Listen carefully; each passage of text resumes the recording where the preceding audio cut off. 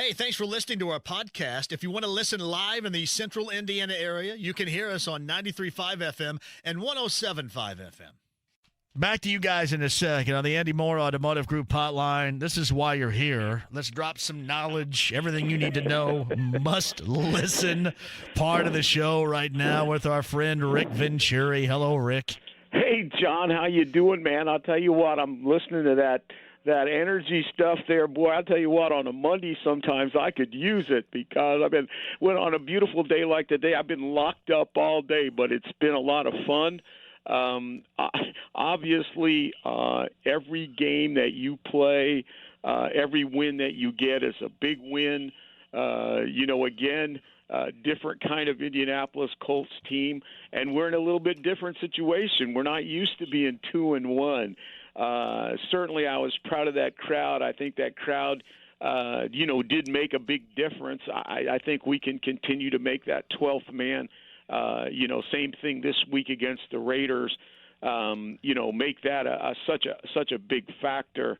And John, as I always do with you, and I think we used to do it in St. Louis. It was actually a segment that I used to do on Monday, and it was thoughts on the way to the car, thoughts that I had immediately, and then just see how they left. And I've got about 6 thoughts, and I think by the time I looked at all the tape today, and I think they're confirmed. 6 things that happened Sunday, 5 very positive, and 1 very troubling. And I can just start at the top. I think we can really be thankful. Obviously, and I've said this on many occasions, it's worn out after a while, that we have Frank Reich as the head football coach here.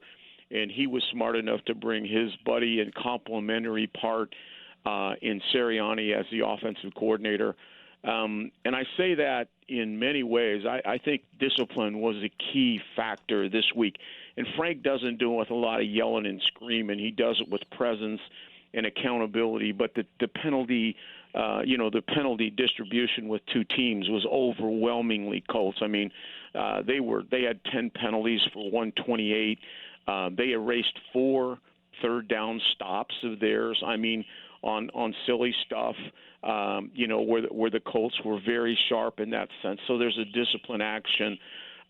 There's a real cutting-edge football on our offense. It's almost a tale of 2 cities. Our offense is cutting edge, and our defense plays as simple as anybody ever thought about playing.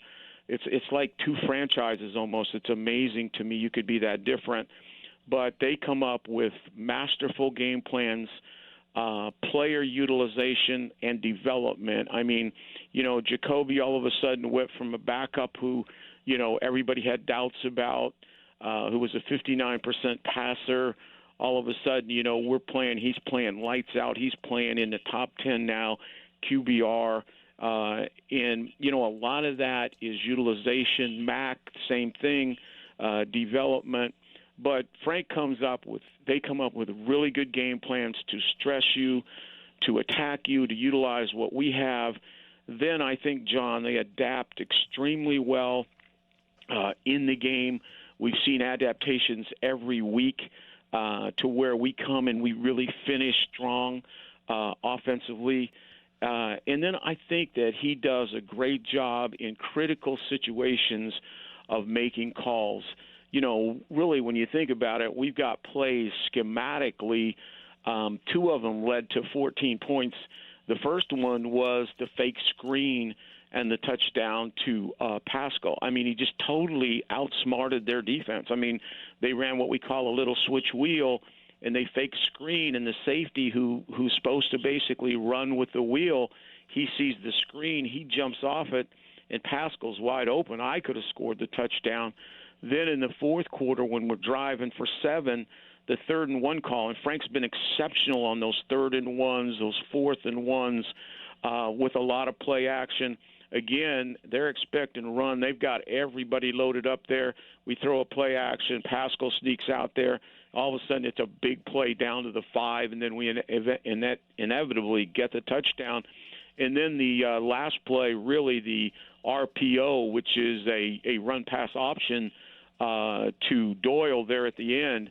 was really good in the sense that we carry that. And I think you really have to take your hat off to Jacoby because he's not afraid to put it out there. There's some quarterbacks may look at the numbers and say, no, I'm going to hand this off, but he did that. So, I thought that, I think that part of it, our head coach and offensive coaching staff has done a real good job. I think number two, I think really Jacoby is now playing at almost an elite level. I mean, and I do think, John, that balance is helpful. The fact that we have a running game, we can threaten, the fact that we have skilled players all over. Our tight end core is probably the best in the league.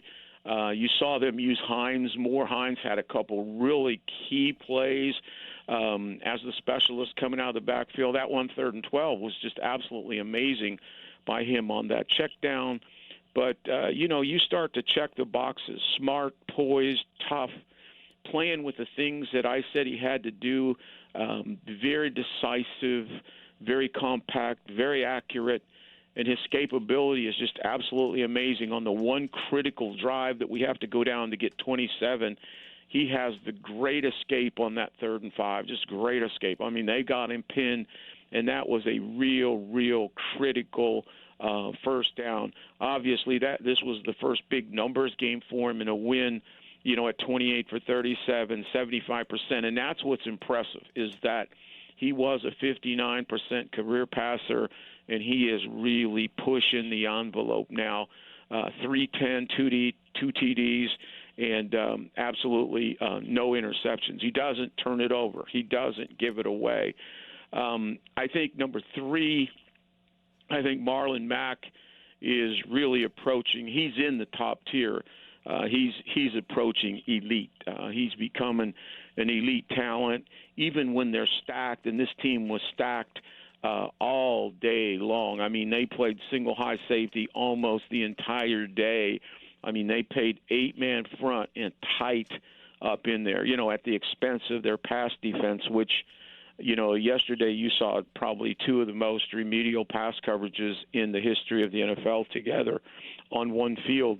But in the sense of Marlon Mack, he is doing a tremendous job. I mean, he is on that inside game, he can pick and go.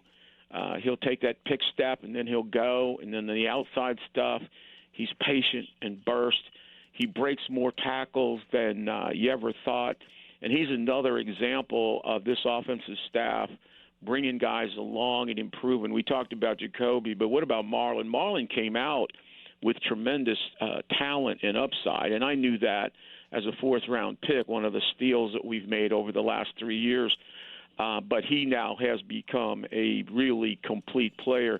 I give Tom Rathman a lot of credit on that development. Fourth, I thought our offensive line really took over when they had to. Our left side is as good as advertised, although I did think Grady Jarrett gave Nelson all he wanted, but Nelson makes the big block in the fourth quarter on the pull. That's what he can do better than the rest of those guys. He can get out there and run. Kelly can run.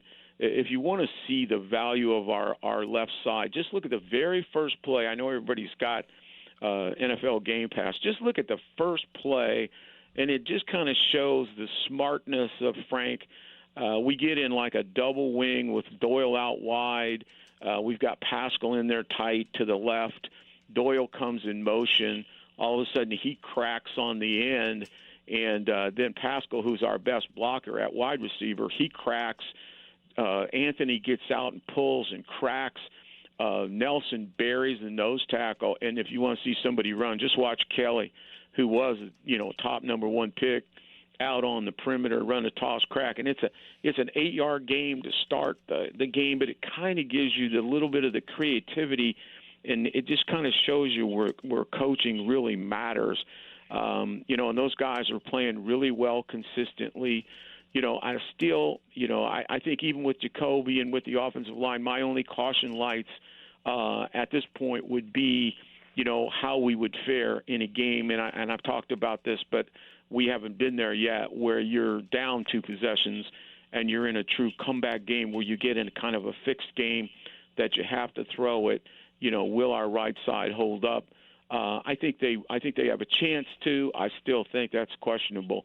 I thought obviously the fifth thing is Vinny being back. A week ago, this was the conversation. This was the topic. He came back with a 5 for 5. And, John, can you imagine if that ball would have dinked out on that first kick? What would have happened? Yeah. What would have happened to him? What would have happened on the spot? And maybe we don't make 5 for 5. Maybe we're back in the tank. But, that will maybe be the dink that we will remember forever. I guess he found some straight road after that point in time, though, didn't he? Oh, no, after that. No. That had a little bit of a tail on it, that 49-yarder there. And that's been kind of the problem. The problem with him is the velocity has died at the end of the kick. Not coming off his foot, but it's died. And that one was hooking into the post, and thank God it fell back in. And then another thing, because I really kind of challenged the special teams this week because I thought they were subpar, period. And don't forget, that was a heck of a return by Campbell, in that fourth quarter when we needed to go on that drive. And he took that ball, and he got it out to the 35-yard line. And so, that's certainly a step up. We look like that, kickoff return-wise, we've got a chance there. And obviously, Vinny back, you feel good. So, 2/3 of the game was, I thought, outstanding.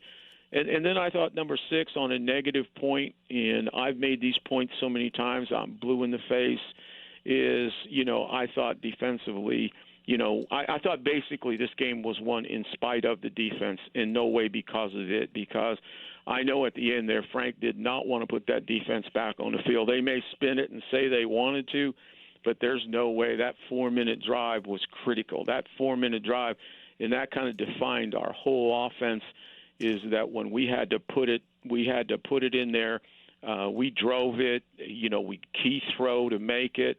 I thought the best thing Frank did, though, when he got the ball is, if you remember, he ran a boot pass on first down. So he let the Falcons know that he wasn't just going to play 1946 football, but we ran it when we had to run it, and when they knew we were going to run it. And that's really the mark of a great team. We haven't been able to do that a lot. That is a classic 4-minute drive. But defensively, it's just, at some point, you cannot, at some point when you give up 85.3% of your passes, would you allow 22 out of 23 in a row? And we've seen this in all the good passing teams we play. At some point, there's got to be accountability for that. I mean, it's hard to go 22 for 23 on air. If you go out there and throw on air 23 times, you liable to drop 2. I mean, that's almost amazing to go 23 out of 22. And we've seen this against, the good passing teams, good quarterbacks, week in and week out. And really, it's disturbing because you can't. And if you keep accepting it and saying, well, it's angles here, it's missed tackles here, no, there's a problem there. You're playing a soft coverage constantly. Even when they play quarters, they play it soft. My envision of quarters is you match tight underneath. You don't let those guys come down and run hooks, and then your safeties dive on the digs. We're playing it like it's off. I mean, like it's a 4-across zone, mixed with cover 2. And basically, what's happening now, we're not pressing man to man at all. So teams have free access into our secondary, and you can talk about rush. I never, as a defensive coach, I never thought that your coverage package ever was totally dependent on the rush. I mean, if you're thinking that way, then you're making excuses. I mean, obviously, you'd like to have a pass rush, but they go hand in hand. I mean, Tennessee's rush got better when they got up and they stuffed us and we couldn't get open. But we're allowing free access constantly. I mean, John, 22 out of 23 in the second half. That's absolutely amazing. And that's with all those penalties. Most teams can't survive that, Rick, either. You wouldn't survive it if you didn't have 27 points. The only reason you survived it is you had 27 points. You totally dominated time of possession in the first half. You ended up with 3 minutes more second week in a row which is very critical in games like this. And the other reason you survived it is Matt Ryan did one thing that he simply always does, and it separates him from being the elite guy that they want him to be, is he threw that first interception in the first half right together. So, I mean, he just threw it right to him. I mean, and I see him do this every once in a while, even within a good game, he will do that. But I mean the way they did it, and then you think that's great, but at the same time, then their running back comes out and has the best day of the year. So, eventually, I think there's got to be some accountability, schematically on what we're doing against teams that really know how to throw it. I mean, you're not going to face the Tennessee Titans 16 weeks in a row. It's Rick Venturi with us. I'm going to put you on hold. We're going to come back, think about a couple of things, more of the defense. Now that Malik Hooker is going to be gone for a while, we'll look at Khari Willis, the rookie, and what do you think about that? Plus, we'll talk about Jacoby Brissett and the offense, as you alluded to at the beginning, that looked so good, especially in the first half yesterday. Rick Venturi, a must-hear each and every Monday right here. Rick returns on the other side with us next. Well, let's jump back in with Rick right now. Andy Moore Automotive Group Hotline. Malik Hooker out. Khari Willis is going to see, obviously, going to see a lot more play. How do you think this is going to work out, and how is this going to affect this defense that you just actively got after, and I think rightly so last segment? Well, right? we could have 11 All-Pros if we keep doing what we're doing against good teams. It won't matter who's out on the field right now. I mean, and I'm just going to say three things, okay, and then I'll get into the Hooker question. I was very fortunate in my pro career. I coached with five of the best, probably smartest defensive coaches ever. Bud Carson, who I broke in with, who was, along with Chuck Knoll, the designer of the steel curtain, man-to-man, nickel-dime. Those guys were the forerunner. George Hill, who was here, with our 87 team, who was the master of matchup zones. Jim Haslett, master of the trap zones. Bill Belichick, best game plan guy defensively you'll ever find. And Nick Saban, best coverage, secondary technique-wise guy that you'll ever see. And there's three principles that I learned over the years from those guys. Is number one, is there comes a point in games where you have to choke something off. You can't just drop and hope that they're going to make a bad play or you're going to get a pass rush. You have to be able to choke off the underneath patterns, the second level, the first level stuff. Number two, you've got to be able to take away guys in critical situations. You may not double a guy a whole game, but there are situations, fourth quarter, third down. I mean, you got Julio Jones running around free on 3rd and 12, and you have to have strategic plans. I mean, to me, there's strategy coaches and there's gym class coaches. I mean, you can throw the ball out and say we're going to play hard and never loaf and all that crap, but in the end, you have to have strategy. Effort is not a strategy. It's an ideal, but it's not a strategy, and that stuff has to change. As far as Hooker, that's a tough loss because Hooker is the one safety that we had who really is a pass defender, particularly in the deep part of the field. Now, he missed a big tackle. He's never going to be a great tackler, but he is a guy that has range, has fluid motion, can get up on a big receiver because of his size and explosiveness. He's the one guy that we have that can do that. So his loss is a big loss. I mean, if it's going to be extended, you might even have to look at a Quincy Wilson down the road or somebody that would give you ball hawking ability. Khari Willis is really a good player, and there was no doubt in my mind that he would be a starter, but I thought he would be a starter over Gathers down the road. He can play in the back end. He's not a total liability, but he is nothing like Hooker in terms of range. He's a much better player underneath, around the line of scrimmage. The strength of his game right now is his toughness, his tackling ability, everything that's up in there tight, first and second level. I think he can play the free safety, but he is no hooker. So, I wouldn't even surprise that you wouldn't see Odom a little bit in long yardage situations because he's a little bit better space player than Gathers if in fact we don't, move one of those corners. Somebody like Quincy who has played a little bit of safety, but no question about that is Hooker really is really not a guy that you want to lose. So Rick Venturi with us. Quick break. We'll come back. Got a lot of time to not only talk about the Colts and go back to the offense and Brissett and what both Reich and Sirianni are drawing up, but I want to get your look for the first time anybody's heard on the Raiders coming in here on Sunday as well, Rick. Is that okay? Absolutely, John. Absolutely. Well, fire that up. It's the segment you got to hear every Monday right here. Rick Venturi updates us and educates us on everything. 5 o'clock hour with Rick next. Rick is back via the Andy Moore Automotive Group hotline. All you need to know about the Colts win yesterday over the Falcons and the Raiders coming in on Sunday. Rick rejoins us right now. I want to get back to the offense and just what to me, has been the spectacular offensive plans we have seen from Reich and Sirianni to really comfort and certainly help set up Jacoby Brissett to be successful in these first 3 games.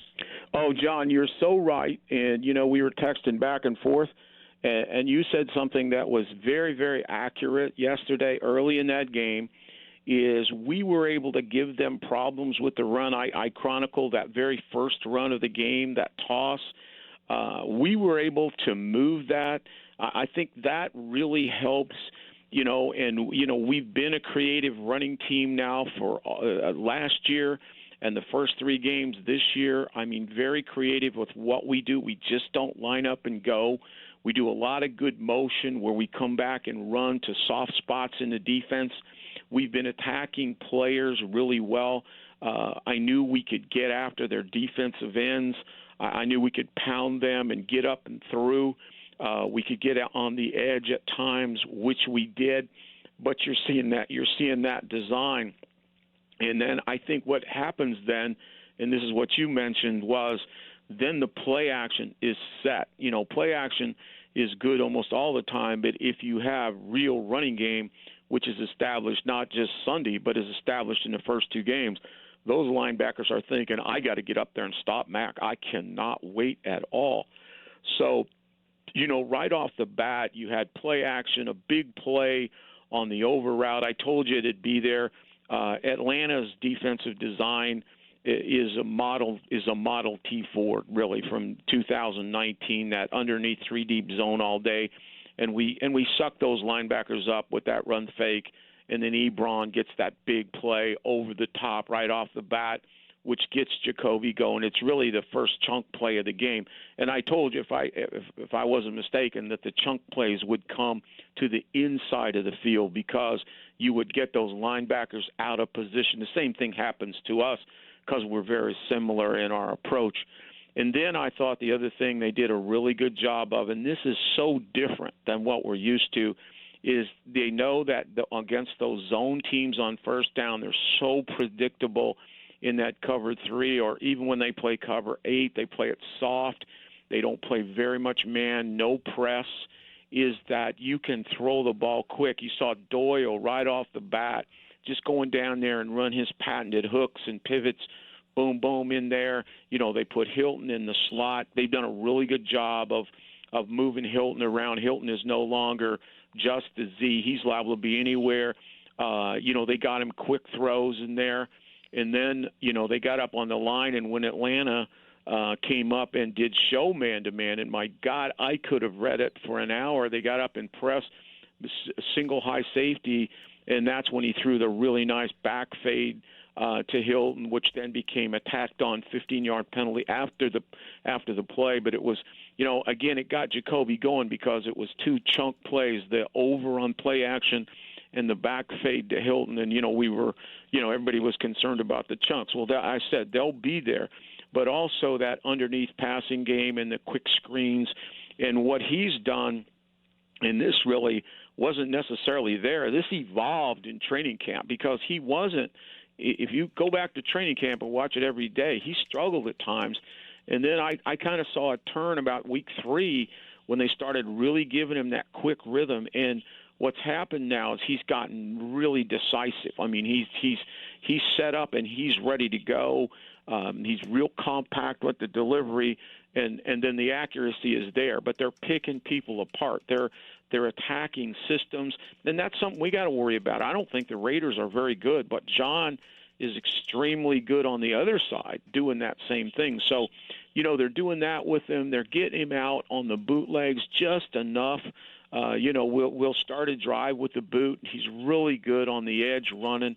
He really treasures the ball. For a kid, that's young like he is, he just doesn't give it up, and yet he did get it downfield this week, so I was really happy with that.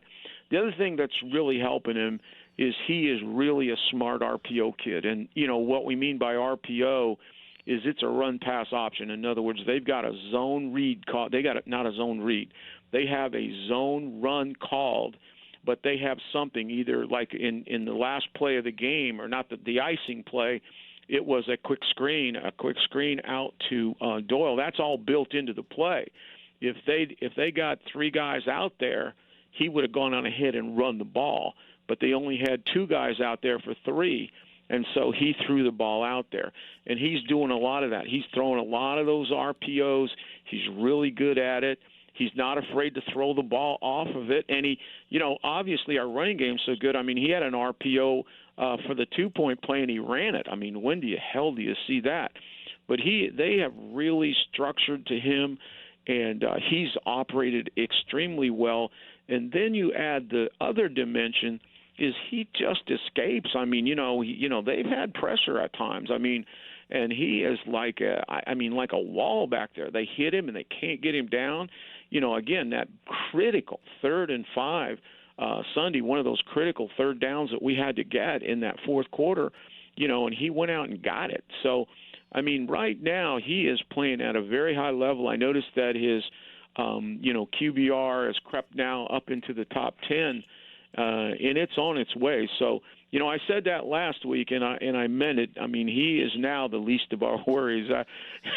I thought that was a cute headline of the Star on the sports page today. No luck necessary, which I thought was pretty creative there by the headline writer. Offensively, this is exactly what they wanted to do and did with like a year ago too. I mean, offensively. Well, no, that's right. There were games. I mean, yes. I said that this team would be more like the way we played at Buffalo. But right. Again, John, I will emphasize this so much, and this is what disturbs me about our defense, is this is such a week-to-week matchup situation.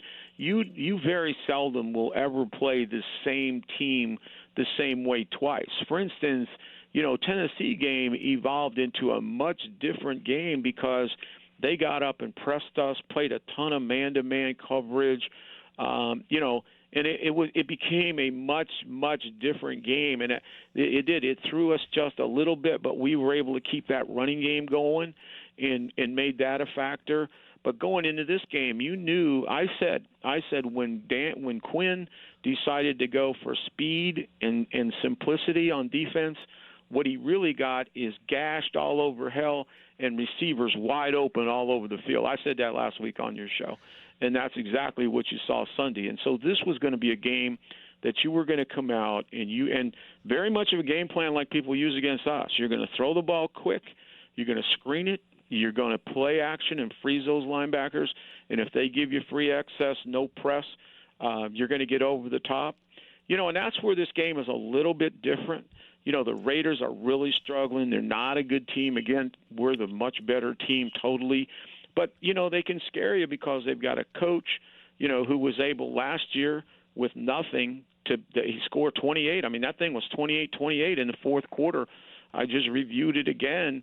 When Leonard got that strip, they had the ball at 28-28. Leonard stripped it, then we went in and got it, and we went in and got another touchdown. Ended up being 42-28. But with nothing, they scored 28, 21-28. Carr was 75%.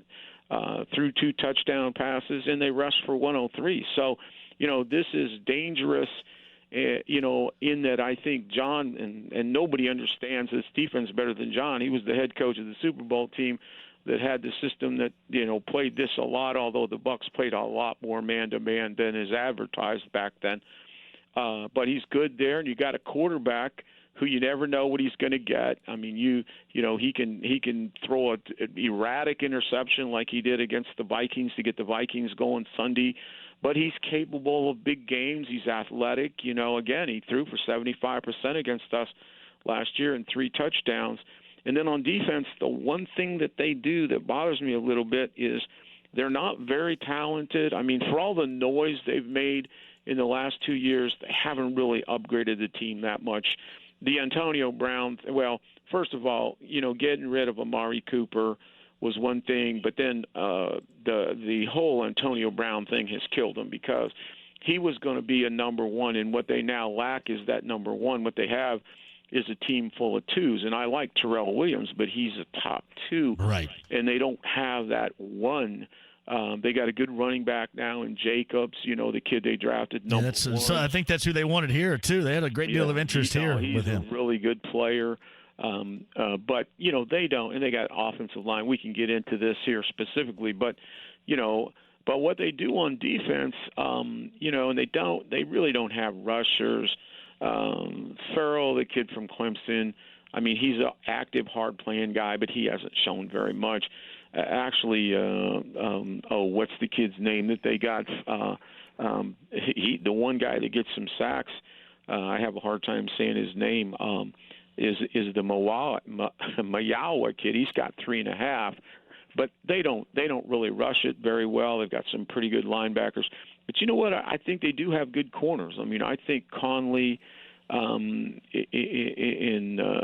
Conley is good on one side, and Worley is good on the other side, and they do play a lot of press coverage, even on first down. So they're going to be a little bit different in that regard, a little bit different, and Joyner's a pretty good nickel. Now, what they have really struggled with, though, in this first month, and remember, this defense was historically bad, and they haven't really made it much better. This defense gave up more points last year than any team in Oakland Raiders history. That is history. So, they have really struggled. Now, I do think that they can press you a little bit. What they've had a terrible time with is tight ends. Now, they played some good ones, but they had no answer for Kelsey. They had no answer for Irv Smith and Rudolph last week. And so, I think that we can get some really big plays from our tight ends, particularly Ebron. I think Ebron is a real tough matchup because they even struggle when the corners are on them because they're good press guys, but they don't have the physicality to go up with the guy. So I can see that. You got to make sure, though, that you have a lot of man beaters this week. By that, I mean movement, runaway routes. When you run the play action this week, you got tight ends, but you want to be coming across the field and you want to be running away from those corners, and you want to move them with motion. So motion is very hard on press. When teams are trying to press you, you want to stack them, bunch them, or move them. And then that'll force them off. If you just sit stationary, then they'll jam you all day. So, I mean, those are some critical things. And then you got to be ready for Gruden does some specialized things on offense that are kind of unique. Most of them are stuff that he did at Tampa 20 years ago or the Oakland 20 years ago, but they can be nasty. He's going to give you a lot of bunches and stacks and a lot of movement. He does, occasionally he's going to what I call compress and expand, and I know John well.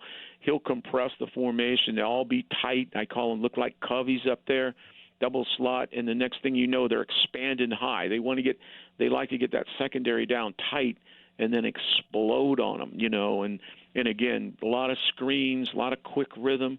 John is West Coast to the core, which is quick rhythm, screens, use the passing game as the run, but he has a great feel for matchups and maximizing his own people. And they're really playing three-man football. Terrell Williams, he's moving all over. He's getting a lot out of Waller. I think Waller is the second leading receiver in the league. How comparable is Waller to Eric Ebron from what Colts fans would know, at least in how he plays? He's similar. He's similar to Ebron, really. they're a lot alike. I mean, he's not going to block you, but he is a threat in the receiving game. And so, it's kind of those two guys and Jacobs. He's getting a lot out of three-man football. Miller's back in the tank at left tackle. He started out better. He's back in the tank. Now they got Incognito back. They played a little bit better inside this week. I still think their guards are problems. And Trent Brown over on the right side is, he's the guy they paid big money for from the Raiders. They moved him back right. He's talented but lazy. You can get him with second effort. I think you can blitz this team. I don't think Carr handles the blitz. This is one team you can really get after. But they have the uniqueness, like I said, and they'll come in trying to rectify things, but they pretty much got eaten alive there by the Vikings. I think I texted this to you yesterday in Rick Venturi's via the Andy Moore Automotive Group hotline segment. You absolutely have to hear as a Colts fan or a football fan in general each and every Monday beginning at 4:30. But I think I texted you this when Brissett had the opportunity, and a lot of people sent me tweets and emails about why he didn't try for the end zone. It was Brissett had the ball, and between he and the end zone was Deion Jones, I believe, the linebacker yesterday, and he threw it, and it was in the general vicinity of Zach Pascal and Eric Ebron. I think Ebron would have caught it had Pascal not gone after it and tipped it. But I love that decision. I did, because I've been down this path before, and so have you. I was kind of sick and tired of seeing quarterbacks getting bent into folding chairs. So throwing that football in that moment instead of just, trying and running and helicoptering into the end zone, I was okay with that decision. I was totally okay with it. I thought, as a matter of fact, some of the best stuff he's done is the one time that we really did get stopped on that 3 downs, at least we came out of there with 3. He didn't make the mistake of giving it away in the red zone. That's one of the things I've been so impressed with him, is taking care of the football. He treasures the ball, and yet he's not, he's not afraid. I mean, he's not afraid to throw it in there. But I thought he did the best thing. He put it, he put it exactly where only we could get it, nobody else. If not, we're going to kick that field goal and go on. No, I agree with you. That's a credit to him. All right. Adam Vinatieri banked one in from 49 as we started out with there. And then he was pretty much straight down the middle after that. You still have any overriding concerns even after that doink and in first kick? Well, I'll be concerned, until we have long-range success on it. But it's not a concern that it's not like one of those ambient things that's going to keep me up nights, that's for sure, because, I think it was mental, really much more than physical. What do you call it, yips? I like your term, yips. Everybody's using that now, that baseball term. I think he had some yips there. And sometimes, even if it's a banker that goes in, you bank that 3-point shot, and that wasn't what you meant, but we'll take it. But by the end of the game, he was kicking those extra points, and they looked like 60-yard field goals. So, if it is all mental, sometimes all you need is to right that ship 1 or 2 times, and then you're off and running. Completely agree. And then for the first 3 weeks, the rest of the division, and we saw Thursday night the whole Jacksonville and Tennessee act, and Houston getting a road win and a place in week 1 where the Colts lost in L.A. What do you think about the rest of the division through 3? Well, I think the Colts are, now that Jacoby has established himself, as a very good quarterback, we just didn't know. Really, I think within the division, because of the style of the division, we should dominate the division. Our problem is going to lie in the New Englands, the Kansas Cities, the San Diegos, and even Atlanta exposed us. It's a different kind of team. We'll play those clunkers pretty well on defense. The biggest key is, will we ever evolve good enough and smart enough and strategic enough to come up with plans against those teams? I think the sleeper in the division, and they're not as good as the Colts. I think the Colts are far and away the best team totally, might be Jacksonville, because Jacksonville has a defense that is for real. And if they can just get their offense presentable, they're going to play you in a tight game. You're going to always have just remember, as good as we played last year, once we got through that first 5 and once we got on that roll, we were just unstoppable, except we got shut out by the Jaguars 6-0. So it's just that for some reason they bother me more than the other teams, just because they can get up and press you, and they can make your offense really, really work. Are you a believer in Gardner Minshew, at least in the short term? And how long do you think it's going to be in Tennessee before they try Ryan Tannehill? If you could get to the semifinals with Blake Bortles, I'm not sure how much worse Minshew could be. I'd agree with that. How long is it going to be before we see Ryan Tannehill, you think, in Nashville? That could be quick. And like my grandson, I was taking him to school the other day, and we always talk football, and he's like a savant personnel wise. Although he's only 16, he's obviously grown up in a family of it. I said to him, if this was after our game, I said, if Mariota keeps playing like this, they're going to end up with Tannehill. And he goes, boy, that ain't nothing great. You would think. I was thinking about, I don't think I'm going to worry that much about Tannehill, although he played pretty well against us. But really, it was a lot like a lot of those games, and they just come out and throw quick and do all that stuff against zone. Really doesn't matter. I could throw it. It is amazing right in Jacksonville. I agree with you with the talent level, but Tennessee looked like an absolute mess on Thursday night, Rick. Well, they are a mess. They're unfortunately for them, it starts and ends. They've got a team that is kind of a Model T on offense. They come out to run the ball, and you beat them with numbers. The Colts do it all the time. Tennessee is exactly the kind of team that the Colts play real well, but give you a false sense of security, because they won't come out and throw the ball first. They're not patient drop-back team. They're a bad drop-back team. They won't come and work you. They'll try to run first, then throw it, and they do it with a quarterback who just has never, ever gotten any better in the pocket. He doesn't have a great offensive line around them, doesn't have great receivers. And eventually it's just too much stress on the defense because their offense can't give them anything. And they got a real problem because that was the investment pick at quarterback. All right, injuries to watch. T.Y. Hilton and the quad later on this week, and Darius Leonard. It's a protocol situation. We'll see if Leonard ought to be back. The Hilton thing's a tough one because he is really – he doesn't have lights-out numbers. But he's such a tough dude, though, man. He's doing such a good job. Oh, yeah. No, he's doing such a good job. And my point, I was really going to be complimentary. I was saying that the numbers aren't necessarily lights out, but the usage of him and the different things that he's doing for us is really amazing. They've thrown the back fade to him now. They've put him out at the weak side and gone to him. Look at all the little yardies he picked up in the slot, including that big touchdown a week ago. And in the red zone, he was never a factor, and he's already got scores in the red zone.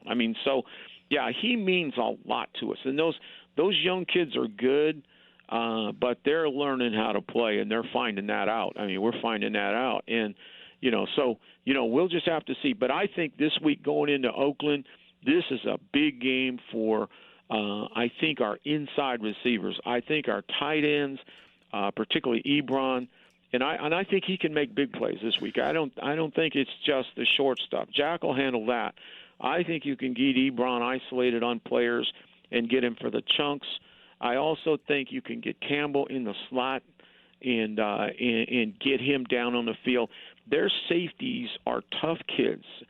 Joseph is a tough guy, but they struggle. The one thing the Raiders are is they play hard, but they're out of control, and they're poor tackling team. So you can catch a ball and run with it. If you break it, if Mac breaks it, he's got to think touchdown because these guys miss tackles, and their safeties are the biggest. Their safeties really have trouble with athletes down the middle of the field. Their corners are much better than their safeties, and That's kind of simplistic, but look for that as the game goes on. That is great stuff right there. I want to get into – we don't have time today, That's but okay. we will next week, because you brought up the back shoulder fade, and that's an aspect between Jacoby and the receivers where we've seen it tried a number of times, and it not only doesn't look close to working, it looks really out of sync. And I was going to ask you, maybe in a short form, if you wouldn't mind, before we hit a break, how long that usually takes to get the confidence between receivers and quarterback to do that, because that looks really off. No, that takes its time. There's no doubt about that. And where I think where he really had it down was with Funchess. And Funchess is a perfect guy for that, because you literally throw it to the back shoulder. I mean, you throw it in the quarterback's blind spot, but you essentially throw it right to him. And Funchess has always been a big back fade guy. That's why you get him, because he doesn't run by anybody. But with girth, range, and radius, you can get it. And I thought that really that those two guys had it down pretty good, and that was a tough loss. If you remember, that critical 4th and 2 play and that opener was a back fade. Now, I saw something Sunday that I really liked, and that was the back fade to Hilton. And you don't think of Hilton as a back fade guy because he's small. I think Kane can be that guy.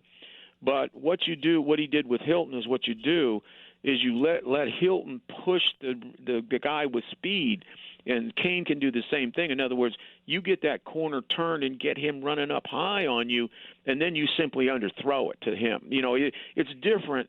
You really throw it through the defender to a guy like Funchess. You throw it back shoulder. You literally underthrow a guy like Hilton and a guy like Kane, because they're going to push their guy. And then the other guy, be alert for now, and I think more this week you'll see it, is the back fade. The guy that should be good at it, and they should work him all week long, is Ebron. And in closing, too, to be fair, that is right now a lower percentage, and that's exactly the type of stuff offensively they're trying to stay away from with Jacoby, as you could tell, at least in 3 weeks. Yeah, it looks and like what for you the most do, part, though, too. John, So. is here's what you do on that, though. It's just like they got one-on-one Sunday. And this is that high school defense, and a lot of it's played in the NFL today. The defenses have gone so backward in this league, other than the Belichicks and some of those guys, Wade Phillips. But basically they get in a cover one press with the free safety, no concealment. He's right in the middle of the field. So Jacoby audibles to that X fade because he knows he's got him one-on-one. But what happens is the corner overruns it, so he throws that back shoulder. So, in other words, those plays are going to come up. Like, for instance, let's say we get into a trips, put all 3 receivers to one side, and this is a good approach against the Raiders, and put Ebron by himself to the weak side. Now, whoever's on him over there, if they go single high, you want to go to Ebron, okay? So that's a situation there where you're going to go to Ebron regardless, and if they overrun it, you're going to back fade him. You got me? In other words, those are not necessarily called to be back fades. They become back fades as a response to the coverage. Well, that's awesome. Thanks for hanging on a little longer, too, because it occurred to me as we're closing when you mentioned that. But it is right on target, as always. Man, we need you. We need you here on Monday. We're glad we have you, too, Rick, as always. Thank John, you. I love Mondays. Enjoy spending the afternoon with you. It's Rick Venturi on the Andy Moore Automotive Group hotline, 1075thefan.com if you missed any of it.